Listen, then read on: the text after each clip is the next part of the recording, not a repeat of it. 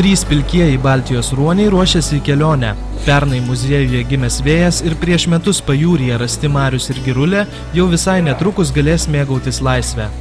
Viena iš tų priežasčių, kad mes juos grąžiname, yra ta, kad mums per daug pilkųjų Baltijos ruonių, jų ekspozicijų užtenka kokių 5-6, nes jie ir žuvytės daug suvalgo, o kitas dalykas, tai be abejo, tai graži muziejaus misija. Ne tik tai supažindinti žmonės ateinančius pas mus su mūsų artimiausia aplinka, su Baltijos jūros aplinka, bet dar ir atiduoti jų raiduoklį. Taip, jie yra pilnai sveiki, įgavo jau tą svorį, katras reikalingas išgyventi laisvėje. Jie yra gana agresyvus, mes juos nepratinam tai per daug per rankus, stengiamės, kad jie vis tik kovotų tarpusavyje. Konkurencija, aišku, badas nedraugas, tenais greitai išmoks maitintis jūroje. Baltijos jūroje šie gyvūnai atsirado dar prieš 10 000 metų.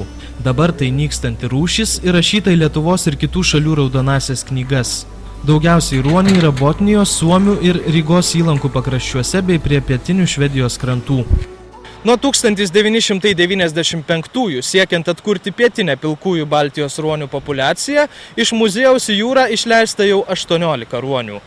Jūrų muziejaus darbuotojų teigimu, į Lietuvos pakrantę šie žinduoliai užklysta gana retai. Ruoniai mūsų pakrantę apeina didžiausių lankų. Aplenkia todėl, kad pas mus yra pavojinga ruoniams. Prieš 7 metus į jūrą paleistiems ruoniams buvo prisegti elektroniniai davikliai. Jie parodė, kad gyvūnai patraukė tiesiai į Saremo salą. Šiemet Vėjui, Mariui ir Giruliai prisegti raudoni plastmasiniai žymekliai. Jūrų muziejaus darbuotojai prašo pastebėjus šiuos pažymėtus gyvūnus susisiekti su muziejaus darbuotojais ir pranešti, kur jie nukeliavo. Jūrų muziejaus darbuotojai prižiūrėję ruonius neslėpė, kad atsisveikinti su savo globotiniais šiek tiek liūdna. Aišku, kai išgelbė sunkoka būna paskui paleisti, bet tai yra mūsų darbas, tai mes turim daryti, jeigu nėra kam.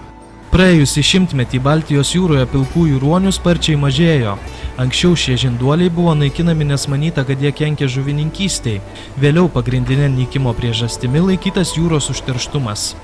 Jūrų muziejaus darbuotojai džiaugiasi, kad pastaraisiais metais ruonių Baltijos jūroje nors ir nedaug, tačiau pagausėjo. Reporteris Paulius Vindžigalskis, Kuršių nerija.